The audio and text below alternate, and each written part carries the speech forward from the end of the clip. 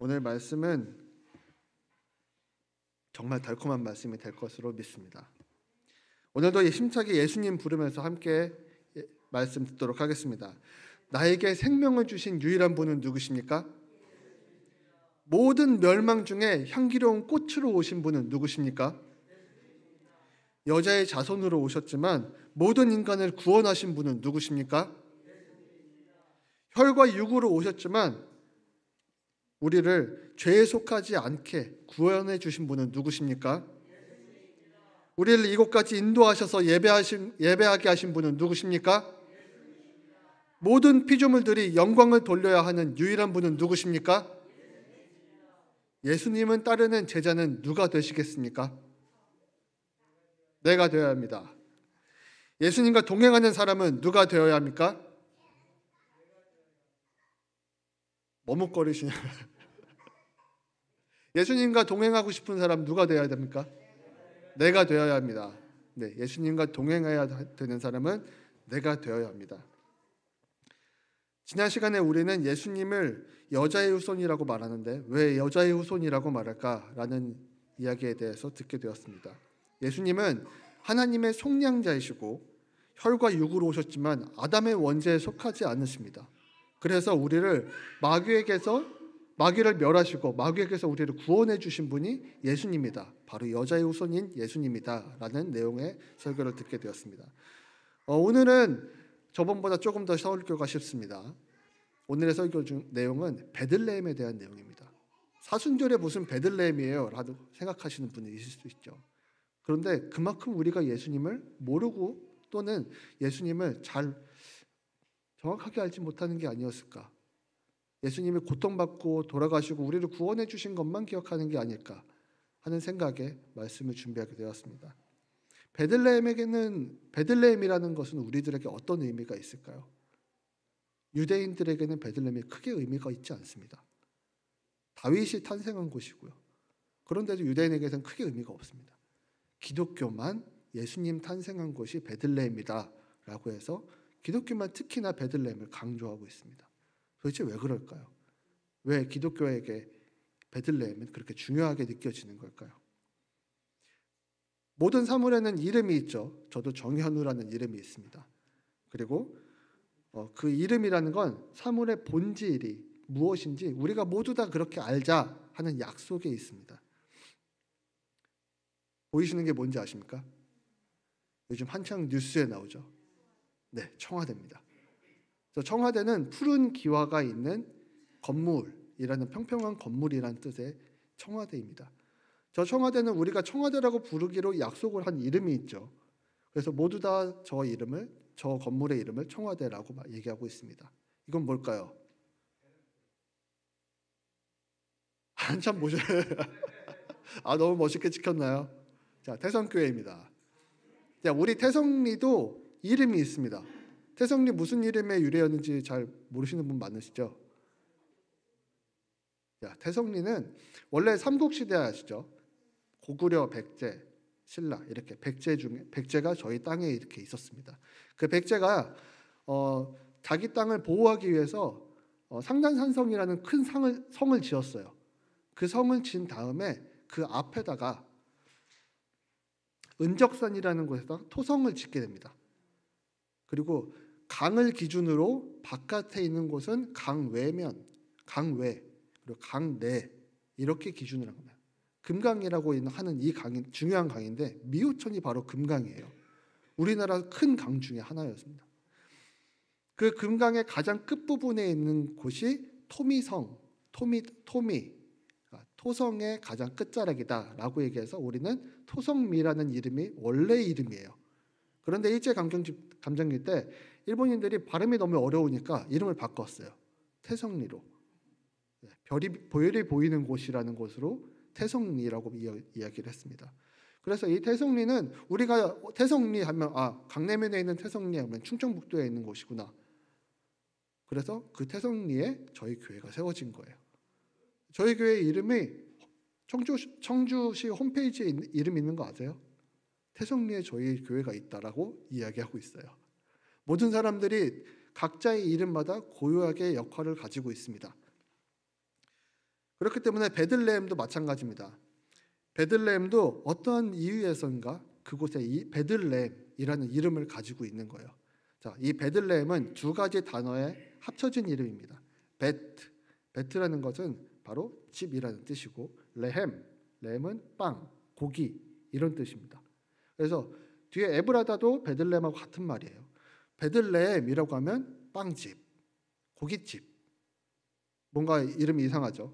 근데 거기는 풍성하게 뭐든지 농사를 지으면 농사가 잘 되고, 고기를 소나 가축을 키우면 가축이 비대해지고 풍성해지고 하는 그런 지역이다. 좋은 지역이다라는 지역으로 이 베들레헴이라는 이름을 붙여놓은 거예요. 이 베들레헴이라는 이 이름은 기원전 1200년대 이집트에서부터 이름이 기록되어 있을 만큼 유명한 곳이었어요. 그런데 굉장히 작았어요. 누구도 베들레헴을 거들떠 보진 않습니다.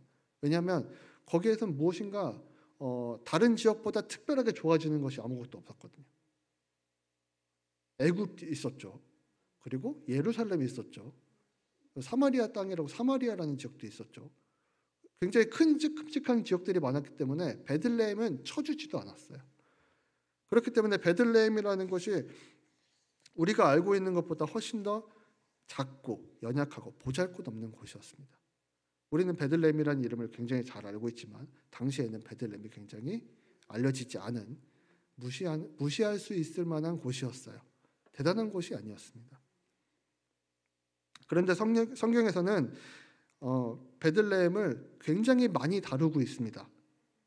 여러분들 베들레헴은 예수 탄생으로만 알고 계시죠? 그런데 베들레헴은 생각보다 여러분들 많이 들어보셨습니다. 자, 야곱의 아내 레아 있죠? 맞죠? 레아가 베냐민을 낳다가 죽은 곳이 베들레헴입니다. 그리고 미가의 고향입니다. 오늘 본문 읽었죠? 이 미가 선지자 북이스라엘과 남유다가 망하는 그 시점에 이사야하고 같이 활동한 미가라고 합니다. 이사야서하고 미가서하고 내용이 비슷비슷해요. 그래서 왜? 국가들이 망하려고 하니까. 그래서 정말 절실하게 이야기하는 이 두 큰 선지자가 바로 미가 그리고 이사야입니다. 이 미가에 태어난 곳이 베들레헴이에요. 그리고 유다 지파 아시죠? 예수님의 지파입니다. 예수님의 족보에 있는 지파입니다. 거기서 베레스 가문이 살고 있는 곳도 베들레헴이에요.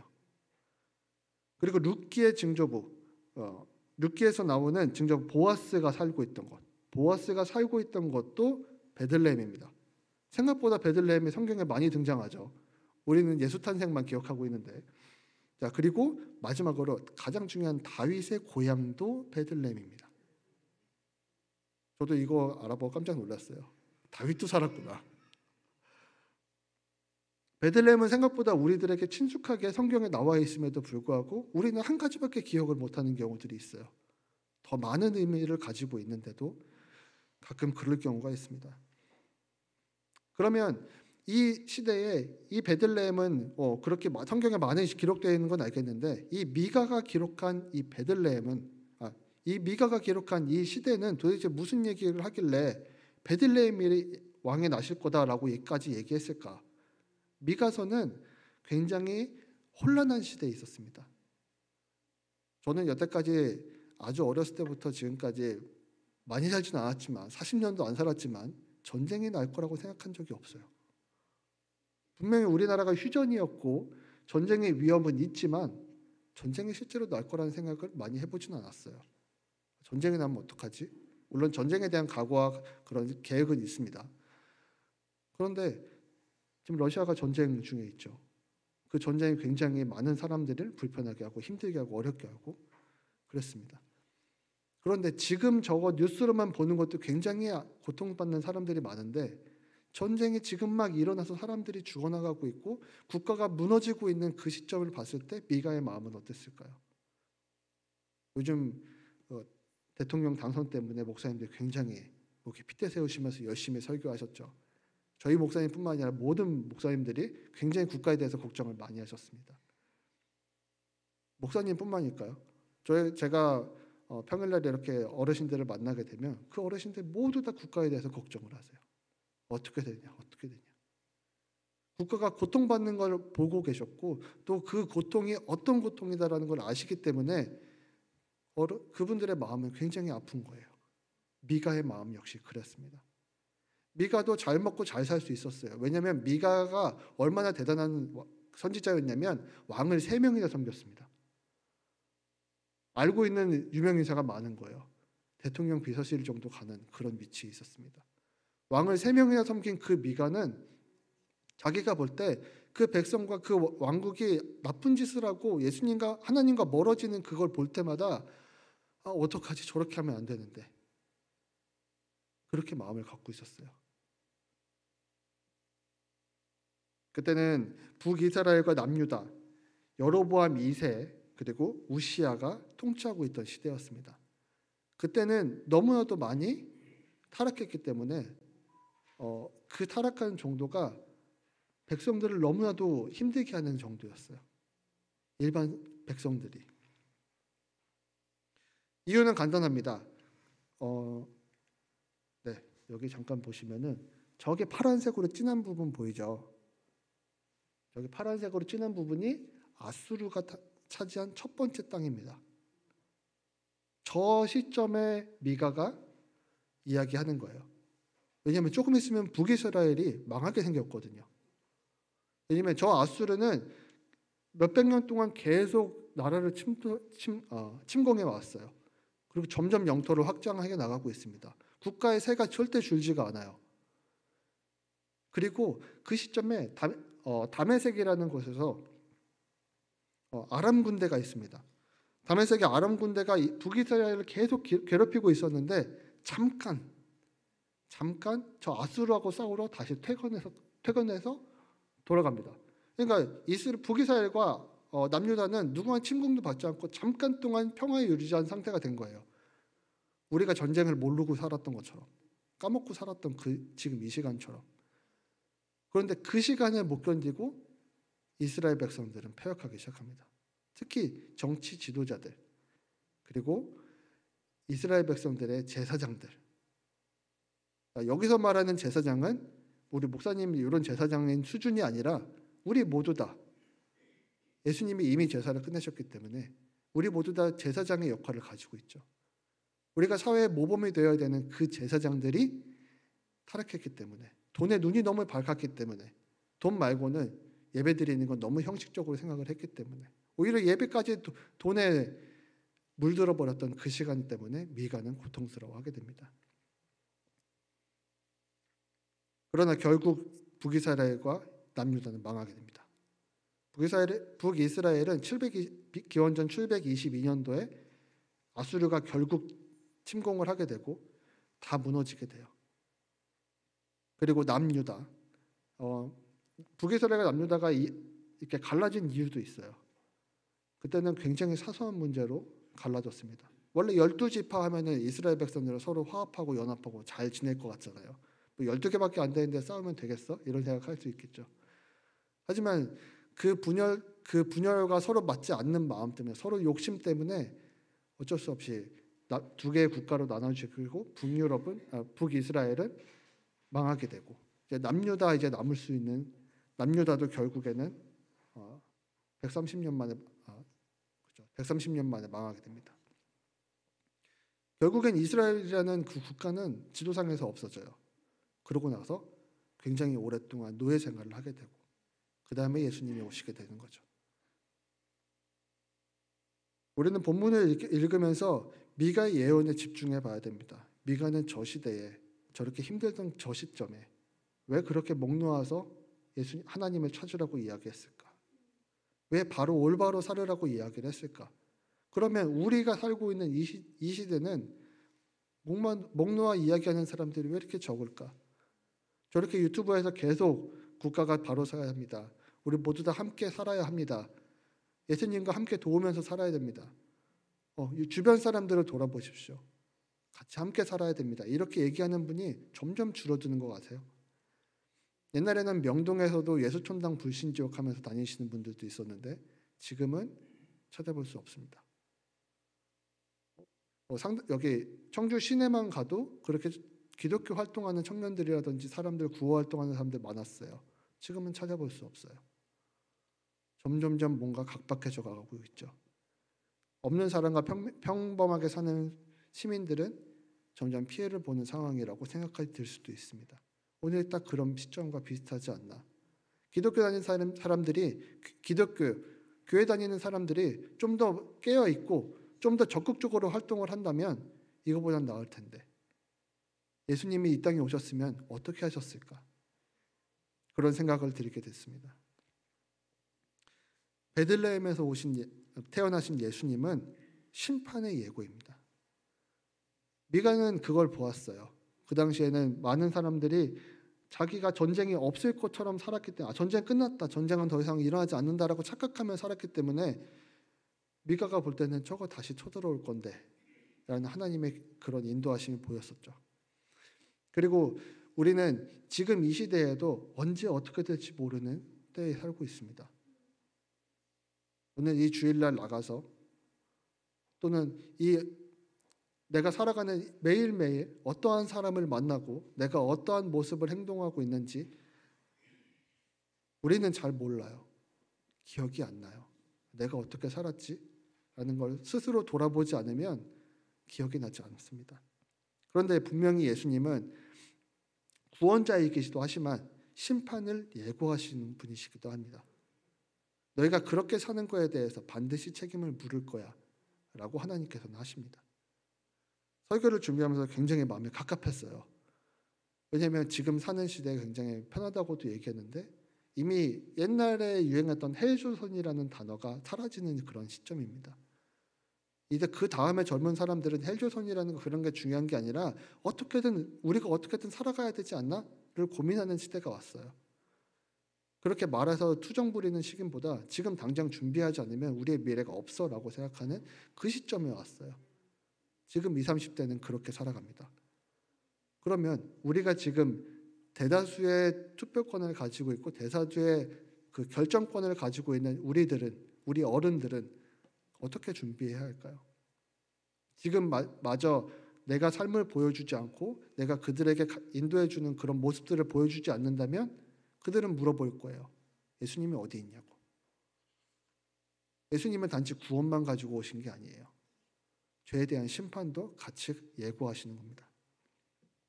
미가서 3장 11절에는 이렇게 쓰여 있습니다. 제가 읽겠습니다. 그들의 우두머리들은 뇌물을 위하여 재판하며 그들의 제사장은 삭슬 위하여 교훈하며 그들의 선지자는 돈을 위하여 점을 치면서도 여호와를 의뢰하여 이르기를 여호와께서 우리 중에 계시지 아니하냐 재앙이 우리에게 임하지 아니하리로다 하는도다. 뭐라고 한다고요? 나한텐 재앙이 임하지 않을 거야.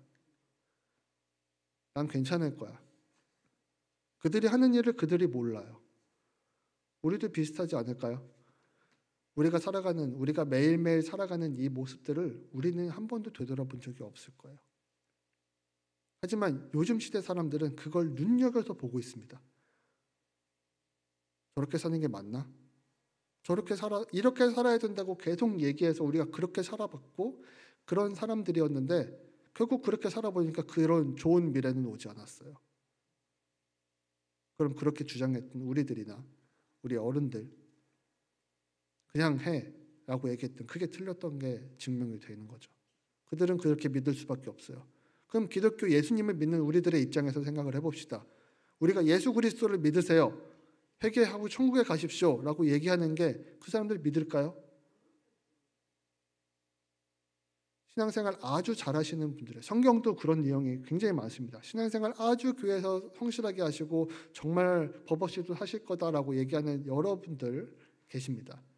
우리 교회는 안 계시겠지만 장로님과 권사님도 계십니다. 목사님들 계십니다. 하지만 자녀들은요. 나는 교회 안 나가라고 얘기하는 자녀들이 너무 많습니다. 교회 안 나가는 걸 봐주고 있는 그런 분들도 많습니다. 왜 안 갈까요? 부모가 해서 정말 일생을 탈면서 정말 좋은 거라면 자식이 봤을 때 그걸 모를까요? 알 거예요. 안 가도 돼. 너 바쁘니까. 죄송합니다만 구원은 그렇게 얻는 게 아니잖아요. 여러분들 구원이 싸구려 같으세요? 아니죠. 구원은 그렇게 값싸게 얻지 않았어요. 우리 권사님도 계시고 우리 장로님도 계시지만 정말 예수님의 뜻대로 사는 게 힘들죠. 쉽지 않아요. 내 마음과 내 시간을 갈았어야 하지만 비로소 예수님의 그런 발끝이라도 내가 같이 따라갈까 하는 그런 때가 너무나도 많습니다. 맞아요. 예수 믿는 거 쉽지 않아요. 그런 때 싸다고요? 적당히 바쁘면 오지 마라고요? 치열하게 살아도 그 모양인데 열심히 살면 기뻐야 되잖아요. 그들이 보고 저 모습을 보니까 우리 부모님을 보니까 나도 저렇게 살아야겠구나 라는 생각 들겠잖아요. 왜냐하면 그렇게 사는 민족이 있어요. 유대인이요. 유대교라고 들어보셨죠? 유대교는 우리 세계 전체 인구 중에 굉장히 작은 숫자에 속합니다. 0몇 %예요.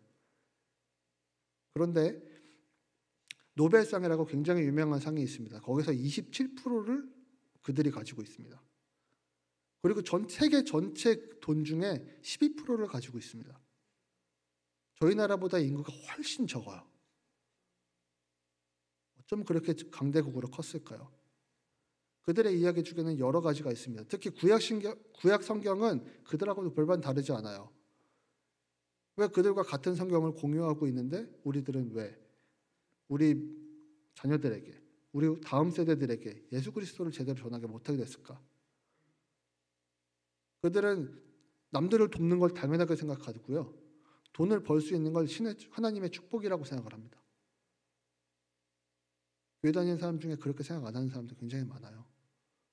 내가 열심히 일해서 번 돈이야 라고 얘기하는 사람이 정말 많을 겁니다. 왜 그렇게 구분이 되는지 아세요? 심리학 용어는 그걸 페르소나라고 얘기합니다. 그건 가면이라는 뜻이에요. 옛날에 연극을 하다 보면 분장을 하는 게 너무 바쁘니까 가면을 썼습니다. 그래서 역할을 여러 번 바꿀 때마다 그 가면을 바꿔 쓸 수가 있었어요. 그래서 우리들도 교회에 나갈 때 다른 가면 쓰고, 직장 나갈 때 다른 가면 쓰고, 가족들과 있을 때 다른 가면 쓰고, 그리고 나 혼자 있을 때 또 다른 가면 씁니다. 그래서 진짜 내가 누군지 모를 때가 더 많아요. 그게 다 섞여 있으니까, 내 삶에 얽히설키 섞여 있으니까 거기에 대한 구별을 못하게 되는 거예요. 하지만 예수님은 분명히 얘기하십니다. 너에게 심판이 있을 거야. 그 모습을 내가 기억한다 라고 말하십니다. 꼭 그런 거 아닐까요? 우리는 생명을 하나님께 비췄습니다. 10,000달란트를 빚진 종이에요. 그런데 그 종이 어떻게 했습니까? 자기에게 정말로 하찮게 빚졌던 그 다른 사람을 감옥에 가뒀어요. 하나님께서는 분명히 우리에게 큰 은혜와 자비를 허락하셨음에도 불구하고 우리는 그것대로 살아가지 못하고 있어요. 빚진 자, 빚을 탕감받은 자인 것처럼 기쁘게 살아가고 다른 사람들에게 나의 주인이 그렇게 했다라고 주인을 영광 돌리지 못한 것이 그것이 그 종에게는 큰 책임이지 않을까요? 하나님께서는 분명히 우리들에게 그 책임을 물어보실 겁니다. 우리가 천국 가는 것 그건 당연한 거예요. 그거는 예수님께서 이미 이루신 거예요. 하지만 이 땅에서 겪는 모든 나의 행동들은 분명히 그 결과가 따라옵니다. 하나님은 갑자기 막 초자연적으로 없었던 일로 해결해 주시는지 않으세요? 반드시 결과는 따라와요. 신호등에 빨간불인데 건너가면 사고가 납니다. 그건 당연한 거예요. 나는 하나님께 믿었고 이 불법을 하나님 용서해 주십시오 하면서 건너가서 무사히 간다는 보장 누구도 할 수 없어요. 하지만 그렇게 걸어가고 싶은 마음이 인간의 마음입니다. 두 번째로 베들레헴에서 탄생하신 예수님은 구원의 시작으로 오셨습니다. 멸망이고 심판의 예언으로 오셨지만 구원의 시작으로도 오셨어요. 왜? 예수 그리스도가 우리에게 오셨거든요. 그 죄를 모두 다 지고 가신다고 하셨거든요.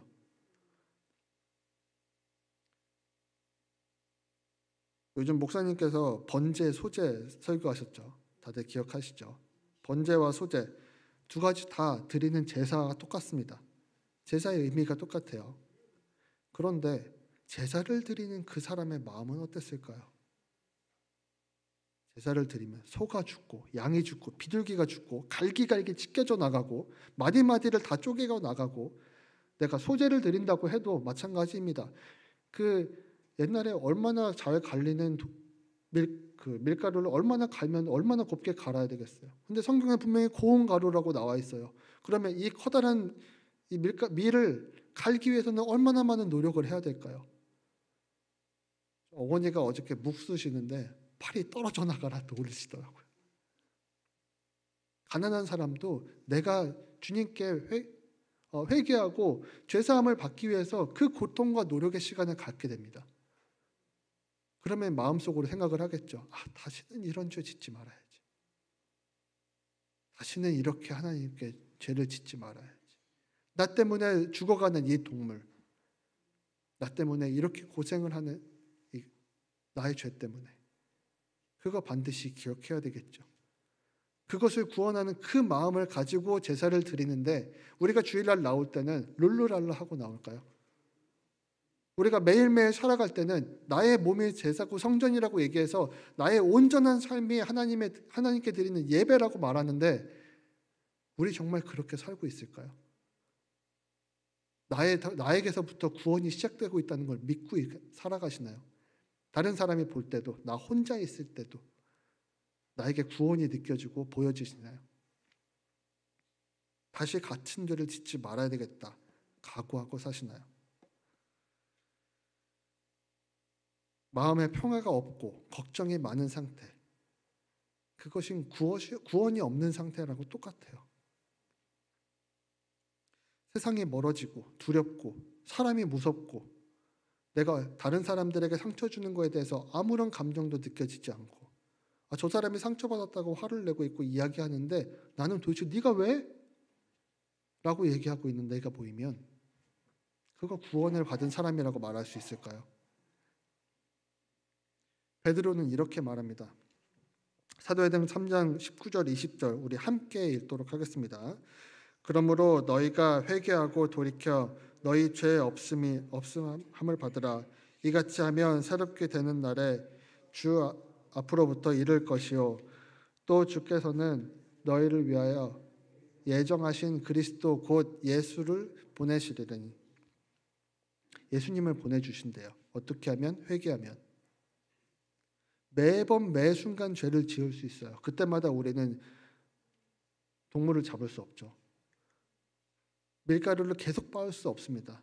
아마 죄를 지을 때마다 죄를 지내야 된다고 한다면 우리는 하루 종일 주방에 앉아서 밀가루를 갈고 있을지도 몰라요. 하루 종일 동물을 잡고 있을지도 몰라요.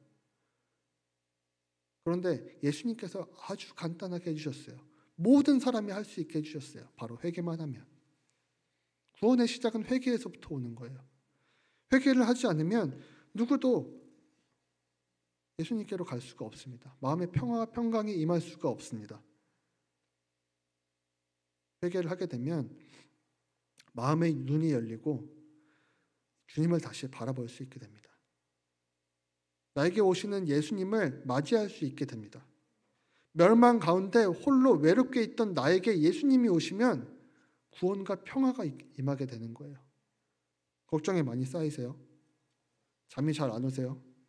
집안이 화목하지 않거나 불화가 가득하세요? 그런데 그러한 곳에서 회개함으로써 나의 죄를 걷게 되면 비로소 주님이 보이기 시작한다는 겁니다. 회개하지 않으면 아무것도 시작되지 않아요. 구원은 절대로 시작되지 않습니다. 은혜와 평강을 함께 주시는 나의 사랑하시는 나의 소망 되시는 그 주님이 나에게 오신다고 약속하셨으니까, 말씀에 기록되어 있으니까 우리는 그 믿음 따라서 할 수가 있는 겁니다. 예수님이 돌아가시지 않았으면 우리는 그런 거에 대해서 아무런 혜택도 누릴 수 없었어요. 그걸 바로 은총이라고 얘기하는데 우리 삶의 은총이 얼마나 가득한지 여러분들 삶을 돌아보셔야 됩니다. 예수님이 나를 구원하실 거야, 그렇게 믿으시는 분들은 천국의 기쁨만 갖게 되는 게 아닙니다. 구원하실 거야 했던 그 구원에 대한 책임도 따르게 됩니다. 왜냐하면 여러분들 마음속에 다 예수님이 한 번씩 다 들어가셨어요. 그리고 여전히 들어가 계세요. 그런데 그걸 깨닫지 못하면 가끔 이렇게 생각합니다. 괜찮아, 이 정도 뭐 남들 다 하는데. 내가 하는 거 이 정도는 잘하고 있는 거야.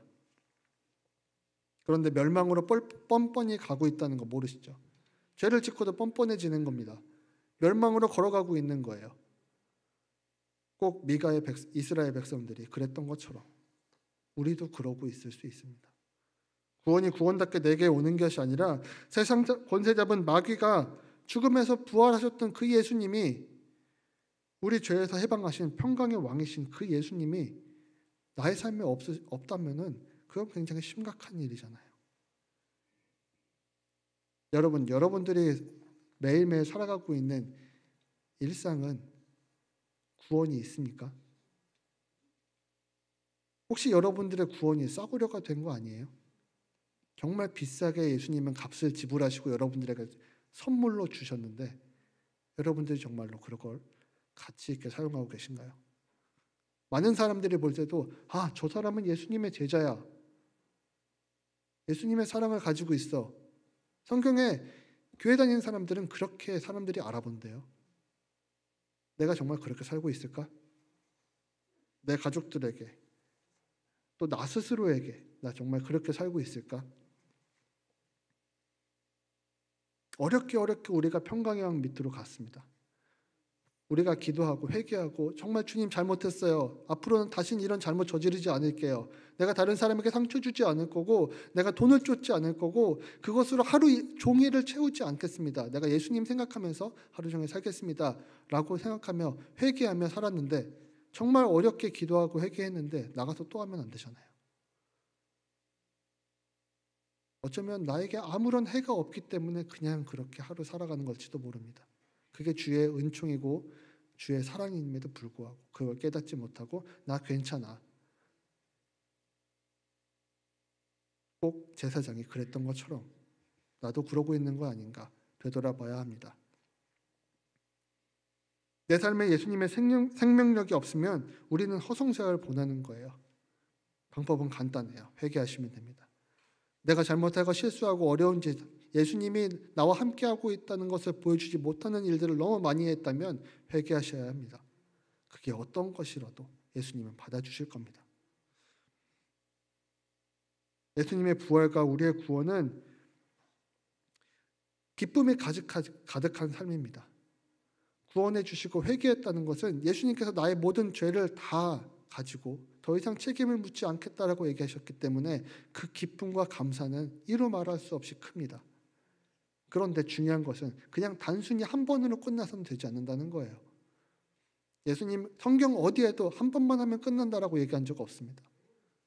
예수님께서 제사를 완성하셨기 때문에, 율법을 완성하셨기 때문에 우리는 완성된 그 룰 안에서, 규칙 안에서 살아가야 해요. 규칙을 벗어나면서 나만의 규칙을 만들면서 목사님 생각은 잘 알겠습니다. 전도사님 생각은 잘 알겠어요. 그런데 제 생각은 조금 다르네요. 그런 거 통하지 않습니다. 예수님의 구원은 그 정도로 폭이 넓게 봐주는 건 없어요. 내가 오늘 하루 주님을, 나 스스로에게도 마찬가지입니다. 내가 오늘 하루 살아가는 데 있어서 예수님의 모습을 나타내었는가? 혹시나 나타내지 못하였으면 회개하고 다시 돌아서야 하고 형제와 화목해야 하고 나의 모든 친구들과 나의 마음속에도 항상 긍정적인 생각, 주님께서 나에게 주시는 평화의 생각을 유지해야 하는 것이 바로 그리스도인이고 큰 복이고 만민의 평화로 오신 예수님을 내 마음에 들여놓으신 거예요. 우리가 알고 있습니다. 예수님이 이 예언은 2700년 전에 이루어진 거예요. 그리고 2000년 전에 예수님께서 태어나셔서 이것을 증명하셨습니다. 왕을 3명이나 섬긴 미가 선지자가 어디에도 기록이 없을까요? 기록이 있죠. 그리고 예수님이 탄생한 그 시간 기록이 없을까요? 기록에 있죠. 우리는 그걸 성경이라고 부릅니다. 또 수많은 역사서에도 그게 증명이 되어 있습니다. 그런데 없는 것처럼 사실 건가요? 예수님의 부활과 우리를 구원해 주신 기쁨이 내 삶에 가득 넘치지 않는다면 말 그대로예요. 예수님이 내 삶에 없는 겁니다. 매일매일 감사하고 기쁜 삶을 붙잡고 살지 않는다면, 그렇게 못하고 있다면 내 삶에 예수님 안 계신 겁니다. 영원한 기쁨의 소망을 누리고 살아야 하는데 그것을 잊고 살고 있다면 정말 예수님 내 마음속에 없는 거예요. 그걸 여러분들 봐주지 마세요. 사단은 그걸 노리기 위해서 여러분들을 예수님과 멀어지게 하려고 노력하는 겁니다. 여러분들께서 항상 주님을 의지하고 예수님 내 마음속에 오셔서 내 마음속에 있는 모든 더러운 것들을 사해해 주세요. 내가 더 이상 어둠으로 물들지 않고 예수님에게만 물들고 싶습니다. 이렇게 매일매일 기도하고 주님께 붙어있는 우리 태성교회 성도 여러분 되시길 바랍니다. 기도하겠습니다. 살아계신 우리 아버지, 전능하신 주님의 자비가 우리를 죄에서 밝혀 주셨습니다. 우리의 행실을 비추시고 멸망 가운데 있다고 경고하시며 삶의 변화를 주라고 말씀하십니다. 지금까지 말로만 기쁘다, 감사하다 말했습니다. 그러나 정말 그렇게 살고 있는지 저희들 스스로는 알고 있습니다. 어찌 이렇게 뻔뻔하게 살고 있었는지 지금 이 시간 주님 회개합니다. 당장 멸망이 시작되고 있고 내가 그 안에 살고 있는데 그것도 모르고 힘들다 한숨 쉬며 살고 있었습니다. 어떻게 변해야 하는지 모른다 단정 지어버렸습니다. 예수님의 자비와 은혜가 나에게 이미 주어졌는데 내 삶은 충만하지 못했습니다. 어떻게 이렇게 어리석게 사는 저희를 불쌍히 여겨 주시옵소서. 나의 신앙을 건강하게 회복시켜 주시옵소서. 우리의 모든 삶에서 예수 그리스도의 향기가 철벅철벅 묻어나는 그런 삶 살게 하여 주시옵소서. 주님께서 약속하신 그 소망을 따라 기도합니다. 기뻐하며 감사가 가득한 삶 살도록 도와주시옵소서. 약속의 예수님을 간절히 구하며 예수님 이름으로 기도드렸습니다. 아멘.